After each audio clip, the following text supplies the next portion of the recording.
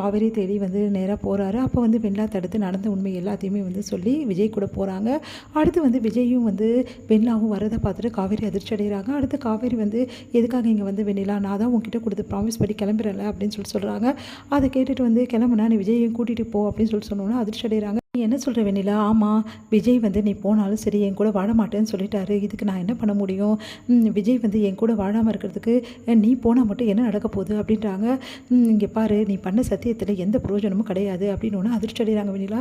இங்கே பாரு, எதுவாக இருந்தாலும் நான் சத்தியம் பண்ணிட்டேன், அதனால் நான் கிளம்பி தான் தீருவேன் அப்படின்னோடனே சரி கிளம்பு, சத்தியம் பண்ணிட்டேன், கிளம்பிட்டேன், அதோடு முடிஞ்சு போச்சு. அதுக்கப்புறமா தான் நான் விஜய் உன் கூட சேர்த்து வைக்கிறேன்றேன், இதில் என்ன தப்பு இருக்குது? அதனால் நீ சத்தியத்தை மீறின மாதிரி இருக்கவே இருக்காது. அதுவும் குழந்தை மேலே சத்தியம் பண்ணது எல்லாம் சரியாக போச்சு. அதனால் சும்மா தேவையில்லாமலாம் பேசிகிட்டு இருக்காது. இங்கே பாரு, என் மனசார நான் சொல்கிறேன், என் மனசார நான் ஒத்துக்கணும் தானே நீ நினைக்கிற? இப்போ சொல்கிறேன், என் மனசார நீயும் விஜயும் சேர்ந்து வாழுங்க, எனக்கு எந்த பிரச்சனையும் கிடையாது அப்படின்றாங்க. அதை கேட்டுட்டு அப்படியே அதிர்ச்சி அடைகிறாங்க காவேரி. நீ என்ன சொல்கிற வேண்டாம்? நிஜமாக தான் சொல்கிறேன், நிஜமாக மனப்பூர்வமாக தான் சொல்கிறேன். விஜய் இவ்வளோ நான் பண்ணி கூட என் வீட்டில் இரு, உனக்கு எதாவது பிரச்சனைனா ஹெல்ப் பண்ணுறேன் அப்படின்னு சொல்கிறாரு. ஆனால் அவரால் என்னை ஏற்றுக்க முடியாது. ஏன்னா அவர் என்றைக்கோ என்னை மறந்துட்டார். இப்போ அவர் மனசு ஃபுல்லாக நீ மட்டும்தான் இருக்காது. நல்லா நான் புரிஞ்சுக்கிட்டேன். அதனால் நீ அவர் கூட சேர்ந்து வாழ்கிறது தான் கரெக்டு காவேரி. உன் குழந்தைக்காக நீ இவர் கூட சேர்ந்து தான் வாழணும் அப்படின்னோடனே காவேரி யோசிக்கிறாங்க. அது அப்படின்னோடனே நான் இவ்வளோ சொல்லி கூட நீ கேட்கலன்னா நான் ஒன்றும் பண்ண முடியாது. நான் கிளம்பி ஊருக்கு போயிடுவேன். அதுக்கப்புறம் விஜய் தனியாக தான் இருப்பார். அதுக்கப்புறம் நீயும் தனியாக தான் இருப்ப. அப்புறம் உன் குழந்தை என்ன ஆகும்னு நீங்களே யோசிச்சுக்கோங்க அப்படி சொல்கிறாங்க. அதை கேட்டுட்டு அதிர்ச்சி அடைகிறாங்க காவேரி. உடனே சரின்னு சொல்லிட்டு விஜய் பார்க்குறாங்க. விஜய் போய் சமாதானப்படுத்த, அவர் உங்களை செம்ம கோவத்தில் இருக்காரு நீ இப்படி பண்ணதில்லை அப்படின்னோடனே சாரி விஜய், நான் தெரியாமல் பண்ணிட்டேன், எனக்கு என்ன பண்ணுறதுன்னு தெரியல, நான் இந்த மாதிரி சத்தியம் பண்ணதால் தான் இப்படி பண்ணேன் அப்படின்னோடனே எப்படி காவேரி உனக்கு இப்படிலாம் சத்தியம் பண்ண மனசு வந்தது? என்னை விட்டு பிரிஞ்சு போகணும் எப்படி நீ யோசிச்ச? நீ என்ன தான் நினச்சிட்டு இருக்க மனசில்? நீ ஏன் எல்லா முடிவும் எடுப்பல? அப்போ நாங்கள்லாம் உன் கண்ணுக்கு தெரியவே மாட்டோம்ல அப்படின்றாரு. சாரி விஜய், ப்ளீஸ் விஜய் அப்படின்னோடனே இங்கே பார், நீ பண்ணுறது கொஞ்சம் கூட சரியில்லை. நீ என்ன நினச்சிட்டு இருக்கோ மனசில்?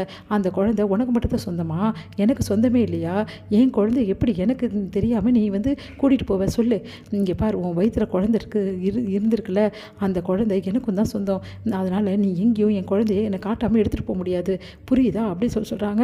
அதை கேட்டு நான் தான் சாரி சொல்கிறேன் விஜய், என்னத்தை சாரி சொல்லி என்ன பண்ணுறது? இப்படி பண்ணி வச்சுருக்க, நீ எப்போவுமே சொதப்புவேன்னு எனக்கு தெரியும், ஆனால் இவ்வளோ பெரிய விஷயத்தை நீ செய்வேன்னு பார்க்கல அப்படின்னோடனே சாரிங்க ப்ளீஸுங்க அப்படி சொல்லிட்டு கையை பிடிக்கிறாங்க. என்ன சாரியோ, ஏன் தான் இப்படிலாம் பண்ணுறியோ அப்படி சொல்லிட்டு டென்ஷன் ஆகிறாரு. ப்ளீஸ் விஜய் அப்படின்னோடனே சரி வா போகலாம் அப்படின்னு சொல்லிட்டு கூட்டிகிட்டு போகிறாங்க. இங்கே காவேரியும் விஜயும் சந்தோஷமாக இருக்கிறத பார்த்துட்டு வெண்ணிலா ஒன்றும் புரியாமல் யோசிச்சுட்டு அப்படியே போகிறாங்க. அடுத்து வெண்ணிலாவும் அவங்க மாமாவும் கிளம்புறாங்க ஊருக்கு. அப்போ வெண்ணிலா காவேரிக்கு விஜய்க்கு அட்வைஸ் பண்ணுறாங்க. இந்த மாதிரி நீங்கள் 2 பேரும் சீக்கிரமாகவே உங்களோட இந்த ப்ரெக்னென்சி விஷயத்த சொல்லிவிடுங்க, அதுதான் எல்லாருக்கும் நல்லது, அப்போ தான் நீங்கள் சேர்ந்து வாழ முடியும்னு சொல்லிட்டு அட்வைஸ் பண்ணுறாங்க.